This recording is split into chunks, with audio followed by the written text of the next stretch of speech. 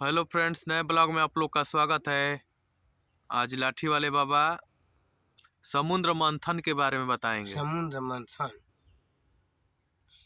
मंथन की कहानी।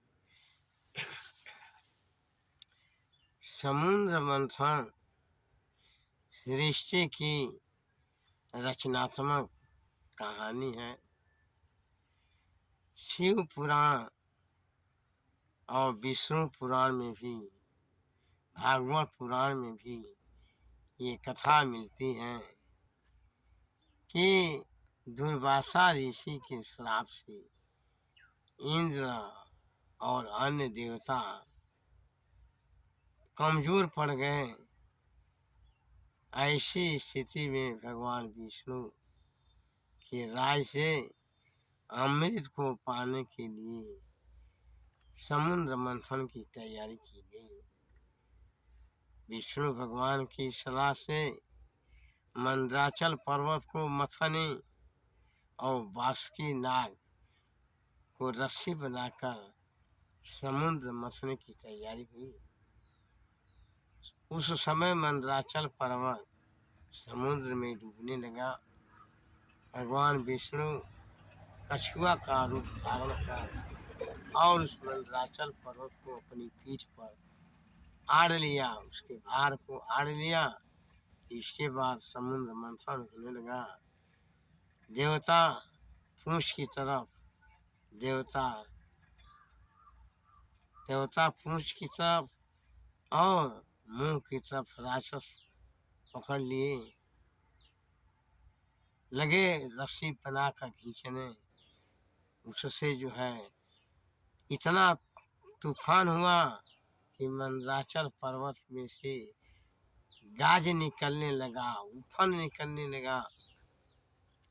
इस तरह से ऐसी दशा में 14 रत्न निकले, जिसमें लक्ष्मी, शंख, कल्पवृक्ष, घोड़ा, ऐरावत हाथी,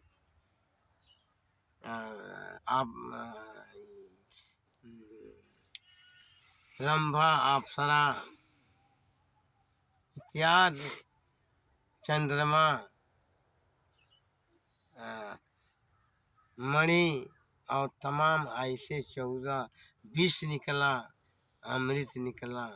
इस तरह से 14 रत्न निकले। जब अमृत निकला तो देवताओं और राक्षसों में लड़ाई हुई। विष्णु भगवान ने छल करके मोहिनी रूप धारण किया, देवताओं को अमृत पिलाया और राक्षसों को मदिरा पिलाया। अब शेष विष रह गया। विष्णु भगवान सोचे कि हलाहल अगर विष छोड़ जाए तो इस विष से, जहर से पूरी सृष्टि जो है नाश हो जाएगी। अंत में इसको कौन पिएगा? विष्णु भगवान ने नारद से कहा कि ऐ नारद जी, ऐसा है कि तुम शंकर भगवान से जाकर विनती करो कि विष को पी ले। बार बार नारद जी के विनती करने पर शिव जी ने विष को पिया।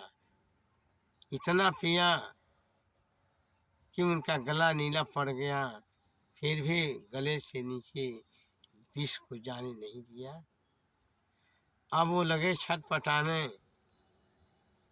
उस गले को, विष को शांति करने के लिए विष्णु भगवान ने सांप को भेजा।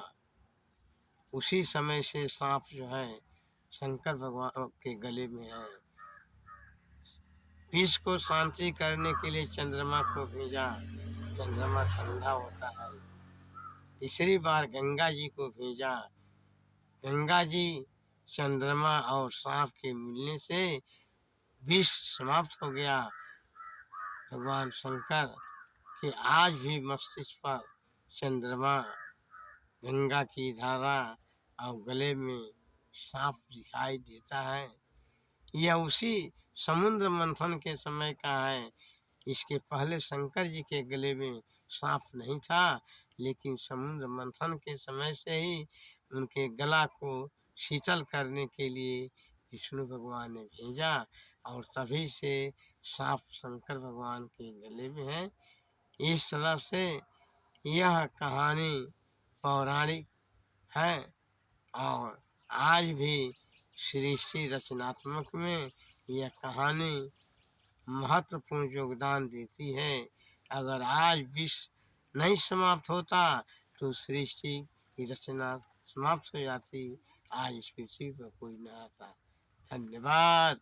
ठीक है फ्रेंड्स, लाइक और सब्सक्राइब जरूर करें, इस वीडियो को दूर तक पहुंचाएं और शेयर भी करें, लाइक भी करें और सब्सक्राइब भी करें। धन्यवाद।